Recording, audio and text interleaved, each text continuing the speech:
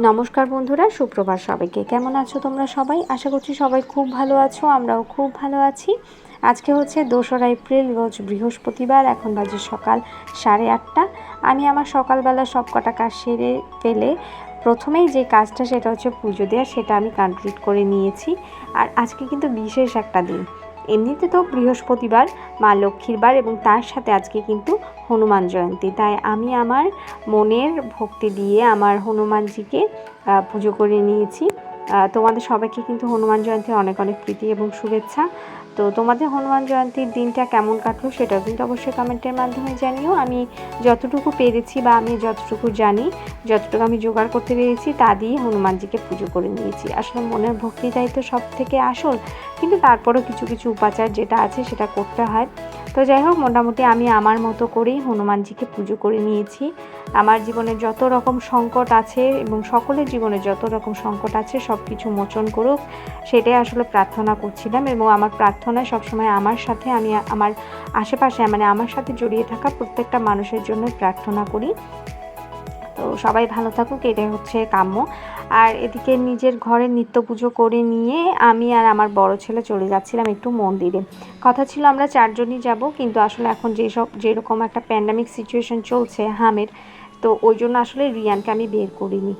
এদিকে আমি আর রিধান চলে গেছিলাম। আর ওই তো মন্দিরে গিয়ে প্রদীপ, তারপর হচ্ছে চামেলির তেল, আর এদিকে পান, সুপারি, মেথি, সিঁদুর সব কিছু নিয়ে উঠেছিলাম মন্দিরে। একটু প্রদীপ প্রজ্বলন করলাম, পান সিঁদুর দান করলাম। এইসব করে নিয়েই মোটামুটি এদিকে এখন যজ্ঞ চলছিল। এরপর আমরা অঞ্জলিও নিয়েছিলাম, সেগুলো আসলে ভিডিও করা সম্ভব হয়নি। আর এত পরিমাণ গ্যাদারিং ছিল যে আসলে মানে শেয়ার করা সম্ভব হচ্ছিল না। আর আমাদের এখানে যে তুলসীধাম মন্দির আছে সেখানে আসলে হনুমানজির পুজো করা হয়, তো সেখানে আমরা গেছিলাম আর কি। আর এই যে এখানে আমি প্রদীপ জ্বালিয়েছি আমি আর রিধান। ওই ব্লু কালার যেই প্রদীপ দুটো জ্বলছে ওগুলোই ছিল আমাদের।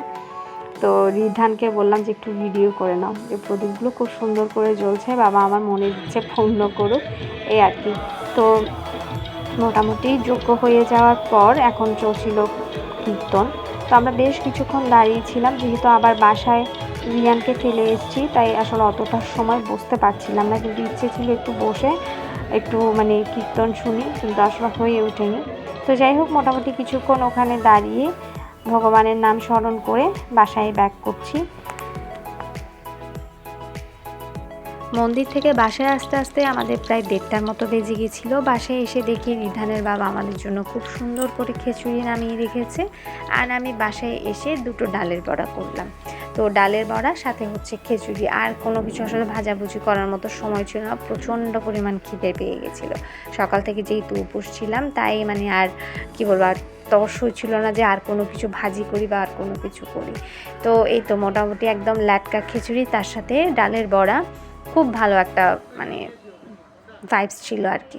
আর বিভিন্ন পুজো আচ্চার দিনে, এবং যেহেতু আজকে হচ্ছে হনুমান জয়ন্তী, তাই আমি আমার ঘরে নিরামিষটাই রান্না করেছি, এবং গত বছর থেকে এই জিনিসটা পালন করে আসছি, মানে হনুমান জয়ন্তীর দিন নিরামিষ আহার করা। এদিকে আমি সবাইকে খাবার দাবার দিয়ে নিয়ে আমি নিজেও বসে পড়বো। আর খিচুড়িটা থেকে এত সুন্দর সুগন্ধ বেরোচ্ছিলো, আমি তোমাদেরকে না বলে বোঝাতে পারবো না। খুব দারুণ একটা গন্ধ, যেন মানে আমি যেন মন্দিরে বসে মন্দিরে প্রসাদ খাচ্ছি। ইচ্ছে ছিল মন্দিরে প্রসাদ নেওয়ার, কিন্তু আসলে আরও অনেকটাক্ষণ সময় দাঁড়াতে হতো, থাকতে হতো। আর অতটা সময় আসলে রিয়ান যেহেতু বাসায় ছিল, ওভাবে থাকা সম্ভব হচ্ছিল না, তাই আমি চলে এসেছিলাম বাসায় আসলে নিরামিষ রান্না করে তাই খেয়েছিলাম। তো এই ছিল মোটামুটি আমার আজকের ছোট্ট একটা ব্লগ। তো কেমন লাগলো আমার আজকের এই ব্লগটা, এবং তোমাদের আজকে হনুমান জয়ন্তী কেমন কাটলো সেটাও কিন্তু অবশ্যই জানিয়ে যেতে একদম ভুলো না। বাই।